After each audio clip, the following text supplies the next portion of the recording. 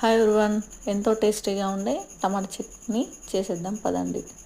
టమాటాలను చిన్న చిన్న ముక్కలుగా కట్ చేసి పెట్టుకొని వేరొక గిన్నె తీసుకొని అందులో పల్లీలు దూరగా వేయించుకోవాలి. ఇంకొక ప్యాన్లో నూనె వేసి ధనియాలు, మెంతులు, జీలకర్ర వేసి అందులో పచ్చిమిర్చి, వెల్లుల్లి వేసి వీటిని దూరగా వేగించుకోవాలి. గ్రైండర్ గిన్నెలోకి తీసుకొని అదే ప్యాన్లో టమాటా ముక్కలు, చింతపండు, కొత్తిమీర, రుచికి సరిపడా ఉప్పు, కొత్తిమీర వేసి వేగనివ్వాలి. మూత పెట్టుకుంటే త్వరగా వేగుతుంది. మూత తీసి చూడండి, ఇప్పుడు వేగిపోయింది, చక్కగా ఉడికింది. ఇలా చూసుకోవాలి. ఇలా చూసుకున్న తర్వాత దీన్ని మిక్సీ జార్లోకి పల్లీలు, టమాటో ప్యూరీ దీనిని వేసుకోవాలి, గ్రైండ్ చేసుకోవాలి మెత్తగా.